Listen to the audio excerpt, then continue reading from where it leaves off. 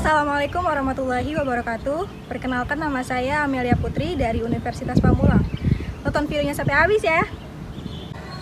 Assalamualaikum warahmatullahi ta'ala wabarakatuh. Bismillahirrahmanirrahim.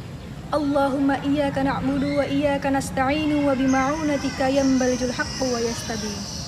Allahumma sholli ala nabiyyikal arabbis shadiqil amin wa ala jami'il anbiya'i wal mursalin, amma ba'du.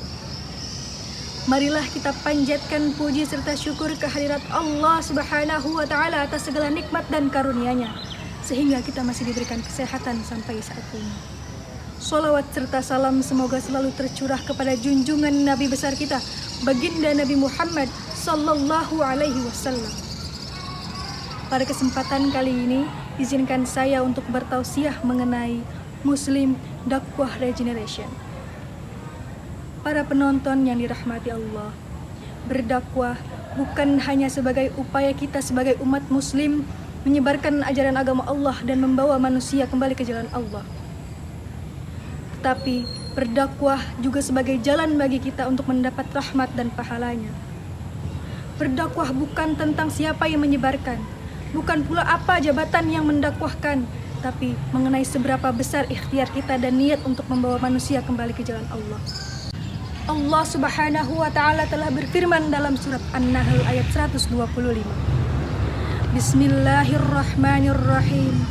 Ud'u ila sabili rabbika bil hikmati wal mau'izatil hasanah. Wajadilhum billati hiya ahsan. Inna rabbaka huwa a'lamu bima dhalla 'an sabilihi wa huwa a'lamu bil muhtadin. Serulah manusia kepada jalan Tuhanmu dengan hikmah dan pengajaran yang baik, dan berdebatlah dengan mereka dengan cara yang baik. Sesungguhnya Tuhanmu, dialah yang lebih mengetahui siapa yang sesat dari jalannya, dan dialah yang lebih mengetahui siapa yang mendapat petunjuk. Hadirin rahimakumullah, dari ayat tersebut dapat kita pahami bahwa Allah Subhanahu wa ta'ala telah menyuruh kita untuk berdakwah. Tak ada kata hanya ulama yang boleh berdakwah.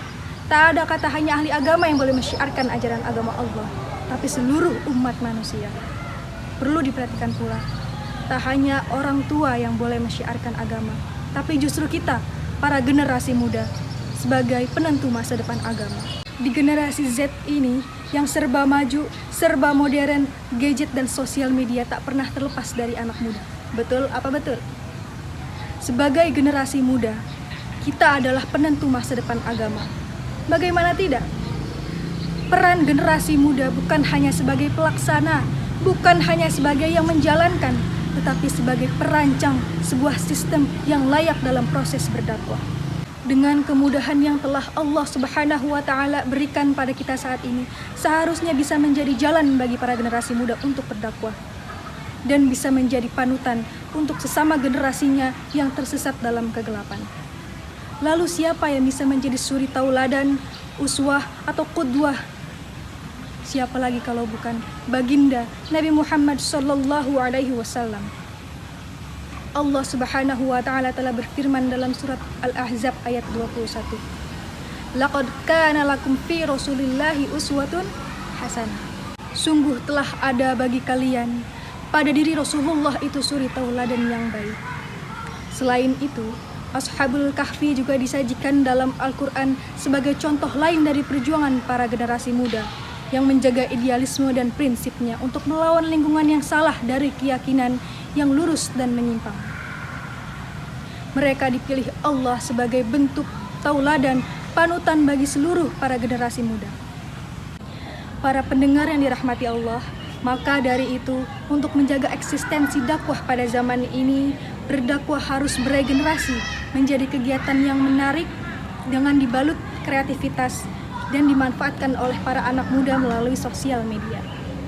Begitu besar peran anak muda pada zaman ini, tak hanya untuk berdakwah, tetapi juga hampir dari seluruh aspek kehidupan. Alangkah indahnya jika kita bisa menjadi generasi muda yang bisa memanfaatkan segala kemudahan yang telah Allah Subhanahu wa ta'ala berikan ini. To our young generation, as a young generation, we must not become youth with long dreams, fill our age with extravagance, and become slaves to insatiable lust. Sebelum saya tutup tausiahnya, saya ada pantun nih. Buah kedondong enak rasanya, buah setengah matang dimasukkan dalam peti. Like dulu dong videonya, insya Allah pahala menanti. Wabillahi taufiq wal hidayah. Wassalamualaikum warahmatullahi ta'ala wabarakatuh.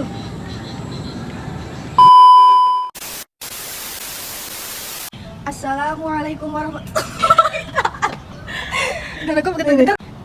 Assalam. Masih di dunia aja.